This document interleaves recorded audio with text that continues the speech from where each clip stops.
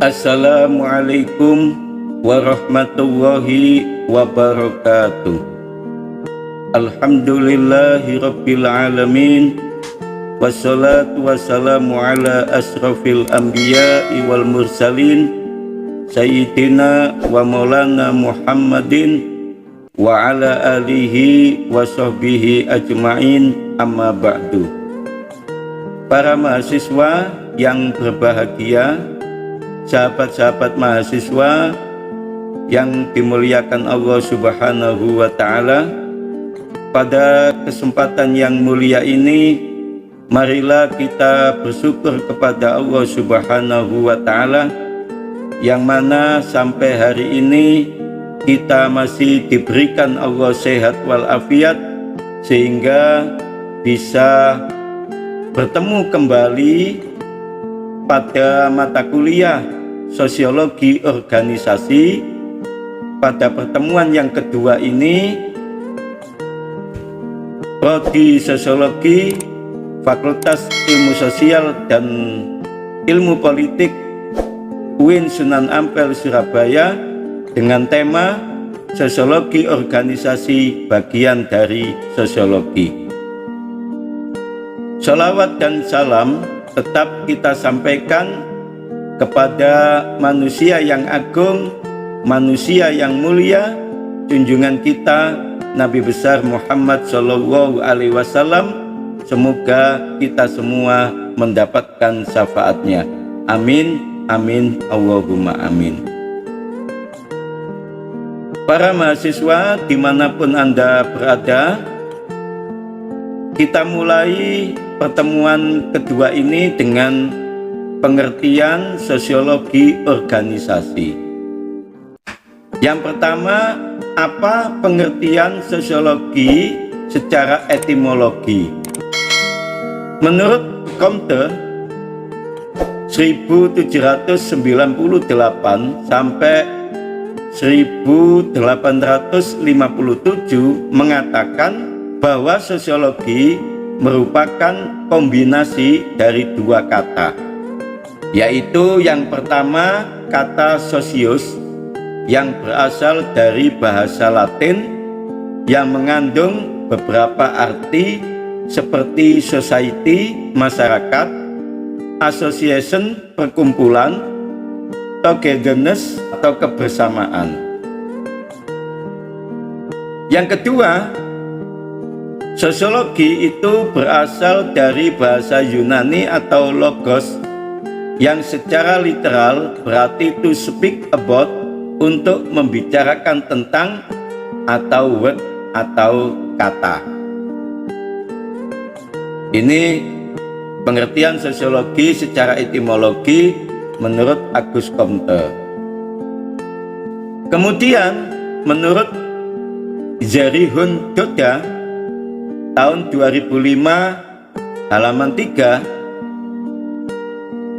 hanya saja secara umum kata logos ini sering diartikan sebagai study atau kajian atau sains atau ilmu. Karenanya secara etimologis sosiologi adalah ilmu yang membicarakan tentang masyarakat, atau pengertian sederhananya adalah studi atau kajian tentang masyarakat dan budaya. Para mahasiswa yang berbahagia, sahabat-sahabat mahasiswa, adapun pengertian sosiologi secara terminologis atau istilah, yang pertama, sosiologi menurut Amir B. Marvasti mengatakan bahwa sosiologi adalah ilmu sosial yang bertujuan secara empiris untuk menggali kompleksitas kehidupan manusia. Dalam definisi ini terdapat dua hal penting. Pertama, sosiologi adalah sebuah disiplin ilmu sosial.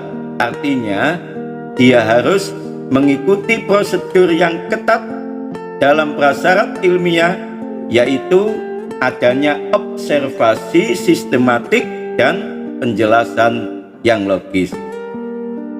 Para mahasiswa, dimanapun Anda berada, yang kedua, definisi di atas menyebutkan bahwa pengalaman kehidupan manusia bagi sosiolog adalah sesuatu yang kompleks dan tidak simpel. Yang kedua,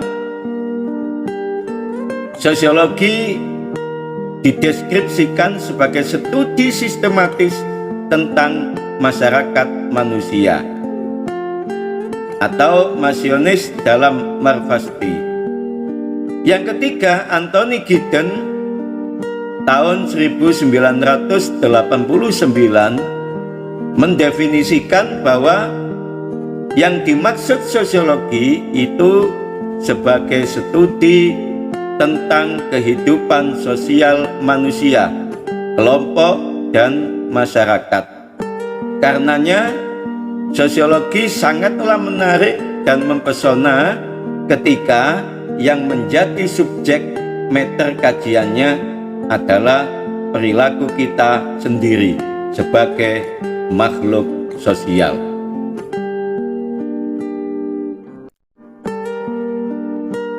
Anak-anakku sekalian, para mahasiswa, sahabat-sahabat mahasiswa, kemudian kita membahas tentang sejarah lahirnya sosiologi organisasi. Kenneth Thompson menyebutkan bahwa disiplin ilmu sosiologi organisasi lahir hampir bersamaan dengan ilmu manajemen. Menurut Thompson, pada awal abad 20 adalah sangat sulit membedakan perspektif sosiologi tentang organisasi dari perspektif atau pendekatan-pendekatan ilmu lainnya. Anak-anakku sekalian, karenanya perkembangan awal sosiologi organisasi harus dipandang sangat berhubungan erat dengan lahirnya manajemen movement atau gerakan manajemen pada awal abad 20 yang memiliki berbagai bentuk gerakan. Hal ini, anak-anakku sekalian, ditandai dengan terbentuknya organisasi asosiasi manajemen profesional pada masyarakat industri di Amerika dan Inggris, yang tujuannya adalah mempromosikan ilmu tentang prinsip-prinsip organisasi serta status profesional seorang manajer. Contohnya, American Association of Industrial Management atau Asosiasi Manajemen Industri Amerika itu lahir di Amerika pada tahun 1899 yang mempunyai tujuan untuk mempromosikan hubungan baik antara pekerja dan pengusaha. Anak-anakku sekalian, para mahasiswa, jadi Asosiasi Manajemen Industri Amerika ini adalah karya Frederick W. Taylor yang membangun teori dan praktek tentang keilmuan manajemen pada awal abad 20 yang menjadi dasar awal lahirnya pendekatan sosiologi dan manajemen terhadap organisasi dengan judul bukunya The Early Sociology of Management and Organization. Para mahasiswa dimanapun Anda berada, sahabat-sahabat mahasiswa, adapun sejarah dan perkembangan sosiologi organisasi itu ada 5 menurut W. Richard Scott tahun 2004, bahwa Richard mengatakan sejarah dan perkembangan sosiologi organisasi itu dibagi menjadi 5 fase perkembangan, yaitu yang pertama fase fondasi, yang kedua fase konstruksi, yang ketiga fase transformasi, yang keempat fase maturasi atau kedewasaan, dan yang kelima fase tren masa kini. kita jelaskan satu persatu ya. Yang pertama, sejarah dan perkembangan sosiologi organisasi menurut Richard itu adalah fase fondasi. Fase fondasi ini ditandai dengan pendekatan dan orientasi teknik atau engineering. Pertanyaan yang dikemukakan dalam fase ini adalah bagaimana sistem kerja bisa didesain untuk meningkatkan produktivitas dan kualitas produksi. Para insinyur diantaranya Taylor tahun 1911 mengajukan teori reformasi sistem kerja dari bawah ke atas atau bottom up. Kemudian fase konstruksi, Scott lebih jauh menjelaskan bahwa sejak dimulainya tahun 1950-an dan berlangsung sampai tahun 1980-an, para sosiolog mendiskusikan topik-topik organisasi yang variatif. Tetapi fokus utamanya adalah tentang faktor-faktor utama dari struktur organisasi. Bagaimana seseorang bisa mendeskripsikan bentuk atau karakteristik khas dari organisasi dan apa faktor-faktor kekuatan yang bisa membentuk karakteristik itu. Contohnya, riset yang dilakukan oleh Blau dengan beberapa temannya yang mengkaji struktur formal dari tipe-tipe organisasi sebagai sebuah sistem. Kemudian yang ketiga, anak-anakku sekalian, adalah fase transformasi. Pada fase ini para sosiolog mulai membentuk model-model sistem terbuka dengan cara mencari jalan untuk menghubungkan dan memperbaharui pandangan disiplin keilmuan yang sempit dengan memfokuskan kajian pada persamaan-persamaan elemen dan proses dari bermacam-macam sistem, mulai dari sistem sel biologi sampai sistem solar. Kemudian fase yang keempat adalah fase maturasi atau kedewasaan. Pada fase ini, anak-anakku sekalian, teori-teori yang inovatif serta argumen-argumen baru diperkenalkan sehingga memberikan inspirasi baru bagi faktor-faktor penentu struktur organisasi. Teori pertama yang muncul adalah teori kontingensi atau kontingen teori, yaitu sebuah pendekatan yang mengakui bahwa meskipun semua organisasi adalah bergantung kepada lingkungan, baik itu dari sisi sumber daya dan informasi teknis, lingkungan ini sangat kompleks dan tidak menentu, dan konsekuensinya struktur organisasi akan berbeda. Kemudian anak-anakku sekalian, pada fase tren masa kini, pada fase ini keilmuan sosiologi organisasi secara intensif berkembang menuju arah baru. Scott menyebut fase ini juga dengan istilah fase perubahan yang meliputi 4 macam fase, yaitu perubahan batasan, perubahan strategi, perubahan proses kekuasaan, dan perubahan konsepsi. Anak-anakku sekalian, adapun pengertian dan ruang lingkup sosiologi organisasi, ada ahli Alo Liliweri tahun 2014 menyebutkan ada 7 batasan definisi sosiologi organisasi, yaitu yang pertama, sosiologi organisasi dilihat dari sejauh mana disiplin kajiannya membahas tentang sifat, peranan organisasi, serta interaksi organisasi dari perspektif sosiologi. Yang kedua, sosiologi organisasi mempelajari struktur dan relasi sosial dalam sebuah organisasi. Yang ketiga, anak-anakku sekalian, disiplin ilmu sosiologi organisasi memfokuskan kajian dan perhatiannya pada tatanan sosial, kekuasaan, dan kewenangan yang mendominasi organisasi. Yang keempat, bisa disebut sosiologi organisasi jika fokus kajiannya berkaitan dengan hubungan intra dan antar organisasi serta kaitan organisasi atau hubungan organisasi dengan lingkungan tempat organisasi itu berada. Yang kelima, memfokuskan kajian pada perbedaan dan tipologi organisasi.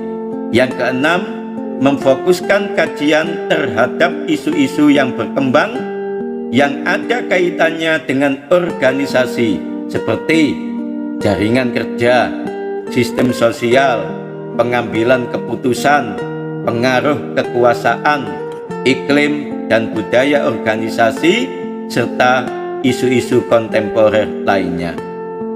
Kemudian yang ketujuh, anak-anakku sekalian, batasan pengertian sosiologi organisasi adalah jika fokus kajiannya mempelajari harapan sosial, struktur, proses manajemen, pengawasan yang berkaitan dengan organisasi.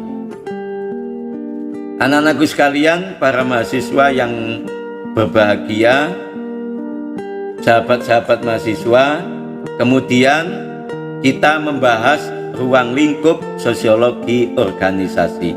Apa saja ruang lingkup sosiologi organisasi itu?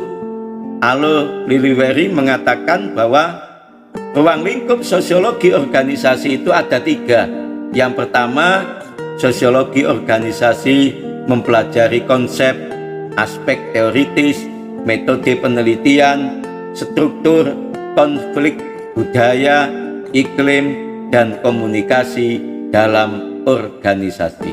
Yang kedua, ruang lingkup sosiologi organisasi mempelajari 3 unit kajian, yaitu individu, hubungan antara pribadi dan kelompok kerja, serta organisasi besar. Kajiannya meliputi motivasi, produktivitas, sasaran, komitmen, dan kemampuan individu dan kelompok dalam organisasi. Yang ketiga, anak-anakku sekalian, ruang lingkup sosiologi organisasi adalah mempelajari organisasi sebagai salah satu bentuk kelompok sosial yang formal, yang ada dan berkembang di masyarakat. Kemudian, anak-anakku sekalian yang berbahagia, apa manfaat mempelajari sosiologi organisasi itu? Adapun manfaat mempelajari sosiologi organisasi adalah kita bisa lebih sensitif terhadap isu-isu sosial yang berkaitan dengan organisasi. Dengan mempelajari sosiologi organisasi, diharapkan kita lebih manusiawi dalam memandang fenomena yang muncul dalam organisasi.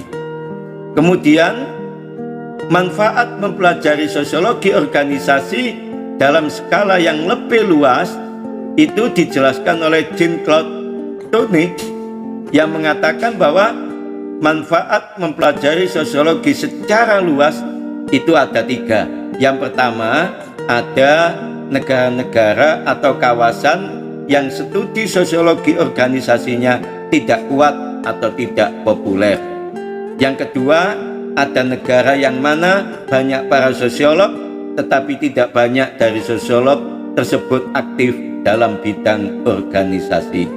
Dan yang ketiga, negara-negara di mana studi organisasinya berkembang tetapi perspektif sosiologisnya sangat kurang. Selain perbedaan dari sudut geografis, latar belakang institusi atau negara, dan tradisi intelektual, masyarakat, situasi ekonomi dan politik juga mempengaruhi terhadap kegunaan akselerasi dan transformasi ilmu sosiologi organisasi. Kemudian apa metode riset sosiologi organisasi itu? Anak-anakku sekalian, adapun metode riset dalam sosiologi organisasi itu ada dua, yaitu metode induktif dan metode deduktif. Yang pertama, metode induktif adalah metode di mana para ilmuwan pertama-tama melakukan observasi dan mengumpulkan data sebagai kerangka dasar dalam memformulasikan hipotesis dan teori. Peneliti mencoba untuk membangun sebuah teori dari observasi partikular dan contoh-contoh. Induktif adalah berangkat dari partikular atau khusus menuju yang general atau umum. Yang kedua, anak-anakku sekalian, metode riset sosiologi organisasi adalah menggunakan metode deduktif, yaitu berangkat dari yang general atau umum menuju yang khusus.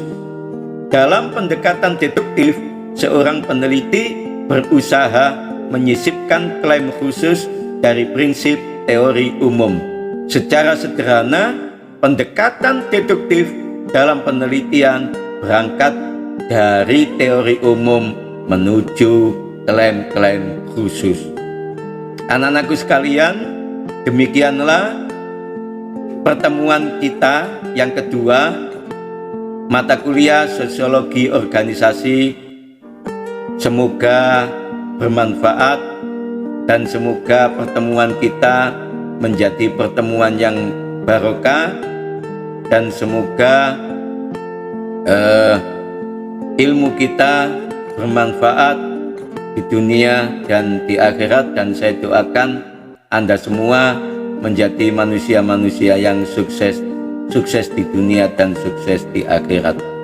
Demikian yang bisa saya sampaikan mata kuliah sosiologi organisasi pada pertemuan kedua ini, dan kita akan bertemu kembali pada mata kuliah sosiologi organisasi pada pertemuan yang ketiga. Demikian, wallahul muwaffiq ila aqwamit thoriq. Assalamualaikum warahmatullahi wabarakatuh.